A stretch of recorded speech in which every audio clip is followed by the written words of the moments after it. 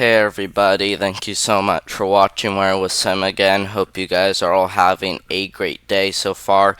And in today's video, we're going to be going over the storm system that's going to be impacting the southern United States. And I do want to let you guys know that the storm has been strengthening to where it can now bring rainfall across the Ohio Valley. This will bring about an inch of rain or less to the Ohio Valley for places like Indiana and Ohio. So we'll really have to pay attention to the storm system to see if it will get bigger and see if it will bring more rainfall. There will be a possibility of a few heavier thunderstorms across Ohio because of the yellow and orange colors that the GFS model is showing in Ohio. So we'll have to watch for some heavy rain in Ohio as well, because that will definitely be another area to watch closely for. But we're gonna first start off down here to the south. We're on day 3, which is gonna be for the weekend, which is gonna be from Saturday into Sunday. And if we look at this does include most of Florida, just doesn't include the panhandle of Florida, and this pretty much includes the entire site risk. I think so, yeah. It should include the entire site risk across this area, because that's how the site risk is showing on the Weather Prediction Center app. So we'll have to watch this closely and see if we really start to see any severe storms pop up as we get into the weekend. But even if we don't, that is okay. I think this could upgrade to a site risk, because wind shear and even the surface base cape was pretty high across this area, so I do think there is a possibility of this getting upgrade. But we even see that general risk for thunderstorms head as far north as southern Georgia, but then it also heads as far west as pretty much Houston, Texas. So we'll have to watch these areas closely, but even includes New Orleans too as well for the general risk. But we'll watch Florida closely. We'll see if we see any pop-up severe storms as we get into the weekend. Upgrade to a site risk is possible, so definitely be aware of that if you do live in this part of Florida. So we're definitely going to have to watch that area closely.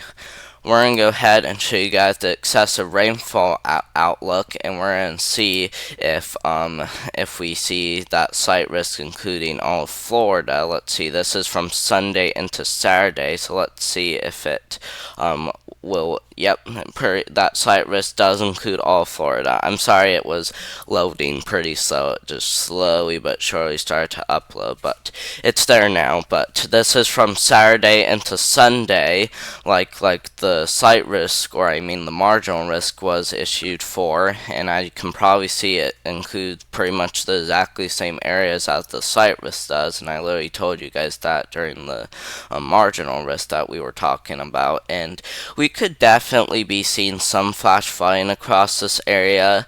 I don't know if an upgrade is possible, because I don't think it's going to be significant, and we'll talk about that as we look at the precipitation totals. But I don't think we'll see a moderate risk, because it's more gonna add up every day than it is gonna add up in just one day. So we'll have to watch. We'll have to see if we really see more in the way of rainfall than what we're expecting. But this is gonna be more like an add up precipitation. So we're gonna see like a little bit amount every day, and it's just gonna continue getting bigger.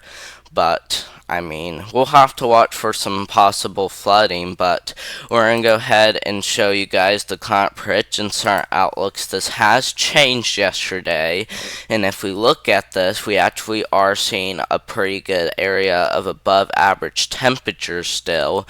We're still continuing to see above average for a pretty good portion of the United States, and still including the upper Midwest and the upper plains. So we're definitely going to have to keep watching. I do think there's an extreme extremely low chance of us really having a white Christmas this year across a ton of the United States, because I think most of the highs in all these areas should be either slightly above freezing or well above freezing, like in the Ohio Valley and even the northern United States. That's where temperatures should be slightly above freezing or even well above freezing. So we'll watch closely, guys. We'll really watch closely. But like I said, there's a very low chance of having a white Christmas because most areas are seeing well above average temperatures, like Minnesota, Iowa, Nebraska, South Dakota, and even North Dakota, all included in a chance for well above average temperatures. Now, if we look at the 8 to 14 day outlook, areas pretty much included in exactly the same thing. Includes Iowa, Minnesota, portions of Nebraska, even South Dakota, North Dakota, and even Wisconsin, all included in a chance for above average temperatures again. If we continue to keep seeing above average temperatures, this could be some record highs, guys. I'm just going to say that we could definitely be seeing some record high temperatures across these areas, especially because they continue to see well above average temperatures. So we'll watch those areas closely, but like places like the Ohio Valley and all other areas still have to be aware of some pretty well above average temperatures. So be aware of that, especially across this area. We're going to go ahead and show you guys the 6 to 10 day outlook now, where we are still continuing to see below average precipitation across places like Ohio, Kentucky, Tennessee, and even places like northwest Georgia and northeast Alabama. But even over here out west, we are actually seeing a chance for pretty well above average precipitation across this area, and even extending all the way into Kansas and even the Panhandle, Texas, really seeing a chance for above average precipitation. But if you head farther north, the chances for precipitation do die down, and we actually are seeing a chance for below average precipitation across these areas. So we'll have to watch all of these areas very closely, especially over here, because we're just going to continue to see below average precipitation across a lot of these areas. So definitely be aware of that. But if we look at the 8 to 14 day outlook, pretty much a similar thing, where this will extend into places like Kansas, and even includes California still, even includes Montana still, but even over here out east into places like the Ohio Valley. The chance of below average precipitation does die down, but you still have a chance of below average precipitation across places like Indiana, Ohio, and even areas around that. So definitely be aware of below average precipitation still if you live in those areas. We're going to go ahead and show you guys the radar now, and if we continue to take this forward, as you can probably see, as of right now, yes, this is as of right now, we actually are seeing a pretty good chance for snowfall in some storms again across Texas, and as you can probably see, this is kind of strengthening across a lot of these areas. So as we continue to take this forward, as you can probably see, wow, look at that thing strengthen a lot, guys.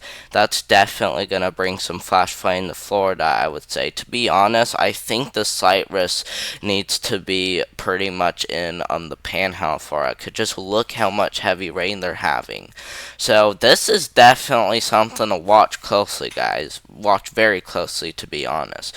Is some flash flooding in the Panhandle of Florida, even though we don't have a slight risk across that area.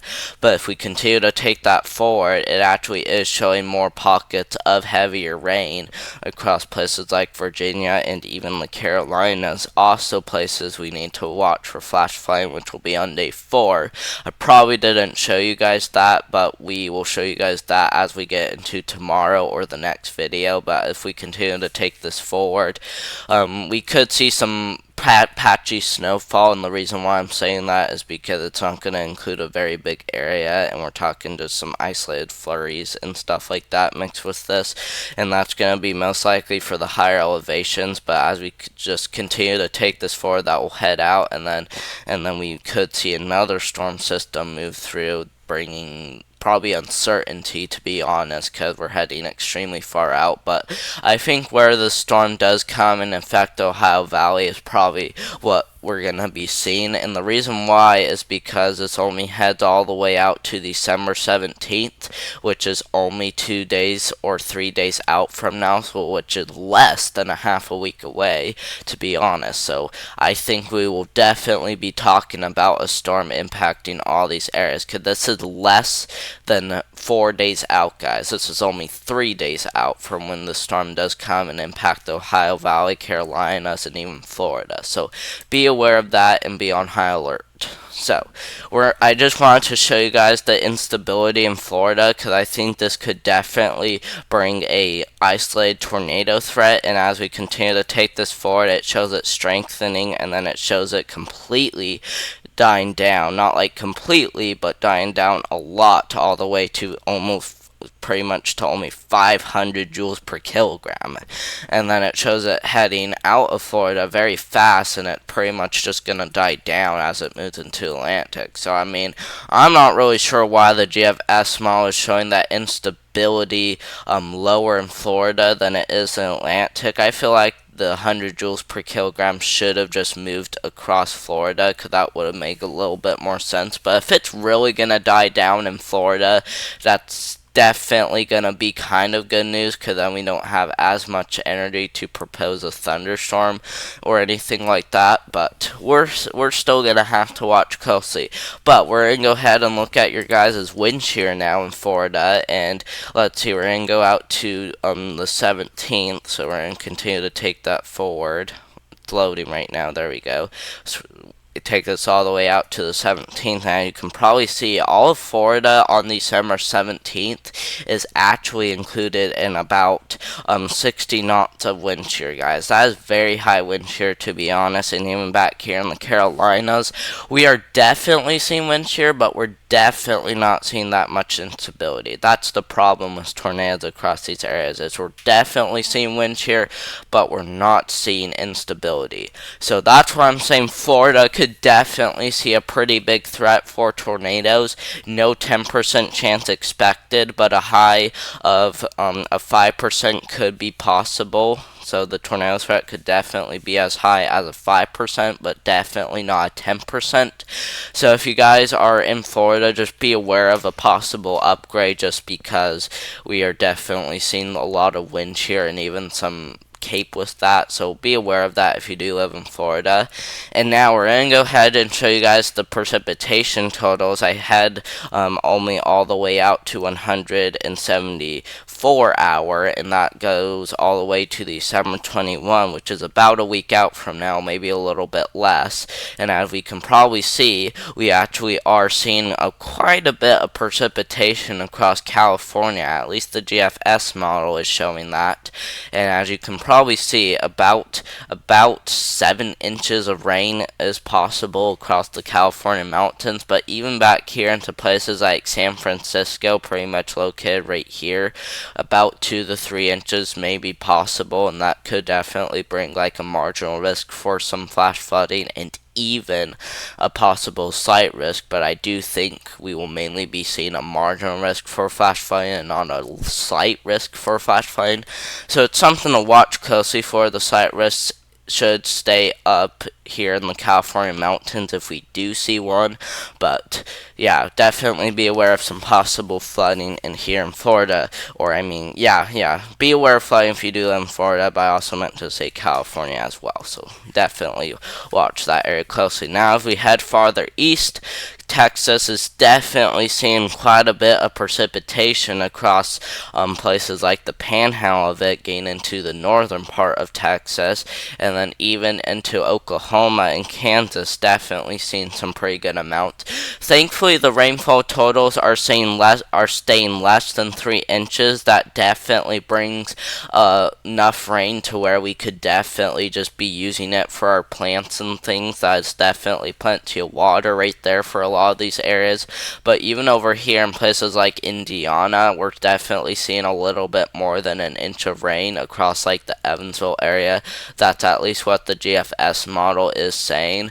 And then as you get farther down south into places like Georgia and even Florida, we're definitely seeing quite a bit as well. But let's go ahead and see the Euro model to see how it agrees on the precipitation. We'll agree on it. Oh, we need to use the other Euro. It's the Euro high res. Okay, the Euro high res. And we need to go to the precipitation, and we need to go to the 174 hour. And the Euro actually kind of agrees with us seeing almost an inch of rain across southwest Indiana still, but definitely staying less than an inch, and it actually shows it being a little bit more like, I guess you could probably call it patchy, more of like a patchy show of the precipitation compared to the GFS model. But yeah, I mean, it is showing definitely quite a bit of rainfall for California. It definitely doesn't show it as high as the GFS model does in the California mountains. It shows higher amounts across the coast instead of in the mountains. But even back here, it actually is showing about 4 inches across Florida, and then even the Carolinas gain up to 5 inches.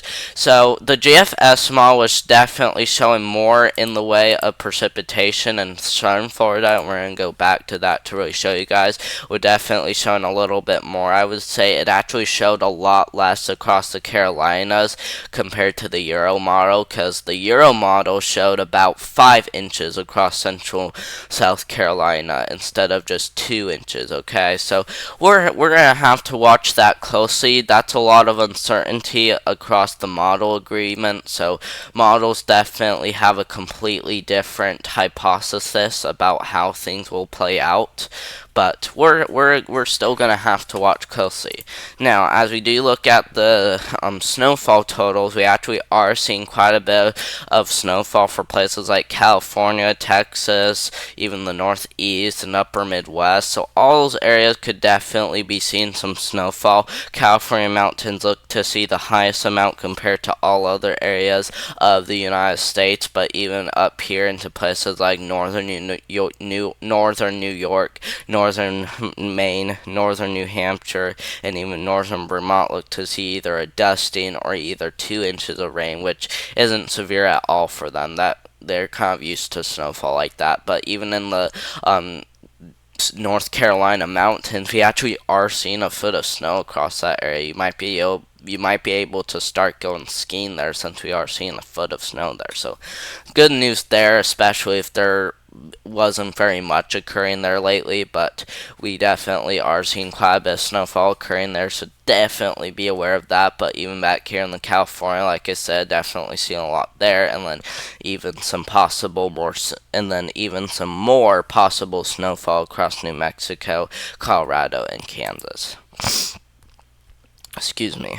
Now, as we look at the Weather Prediction Center homepage, if we look at this on today, I mean, on December 14th, 2023, which is today, we actually are seeing a chance for some possible thunderstorms across Texas, getting into Oklahoma and New Mexico. That just means rain or thunderstorms.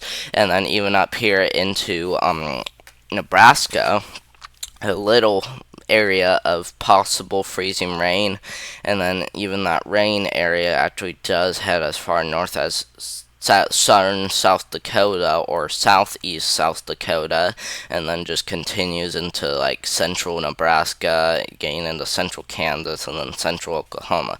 So all those areas definitely included in either like a rain and thunderstorms, and then even a chance for heavy snow across very far northeast Texas. Across these areas, very far northeast Texas, okay? Very far northeast Texas could see a little bit of heavy snowfall today, so that is definitely something to watch closely for. But even as far down south as places like maybe Amarillo, seeing some mixed precipitation, so definitely be aware of that. Now, as we get into Friday, the chance for rain and thunderstorms does shift off east and it continues across the south and even Texas, and then that chance for either ice or freezing rain does continue across Minnesota, North Dakota, South Dakota, so all those areas. And then on Saturday, that area does shift off east, and it does include places like the Ohio Valley, Midwest, and even head as far down south as Florida.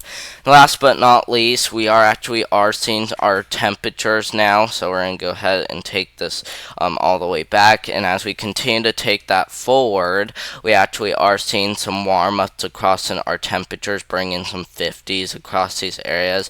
And as we continue to take this forward, we continue to see 50s almost every day. Besides, we might see a few cold fronts move through, bringing less in the way of 50s, but then we'll start to see more warm ups now then. And as we continue to take this forward, just keep on showing more and more warm ups as we keep heading forward, but also keep showing occasionally cool downs across the Ohio Valley. So we'll have to watch that closely, but we are at the end of it. But like I said, something to watch closely. So we're talking occasionally warm ups and even occasionally cool downs with our temperatures. So we're talking only upper 20s across these areas, and places like Indiana and Ohio, we're talking more in the way of like upper 50s, or I meant to say upper 20s, more in the way of upper 20s than like lower 20s. And we're also even seeing our temperatures get into the 50s occasionally, so definitely be aware of that. But thank you guys very much for watching. Hope you guys did enjoy my video. As you guys can probably see right below me, that there is that image saying to like and subscribe, so if you guys haven't done that already, make sure to do that. I would definitely appreciate that. And if you guys do like me using OBS for my videos, you guys can also like and subscribe. And one new thing that I did in OBS, instead of going to OBS and press recording, which you guys probably saw in most of the videos, all I have to do is just press one of the keys on my keyboard, and then it will automatically film for me.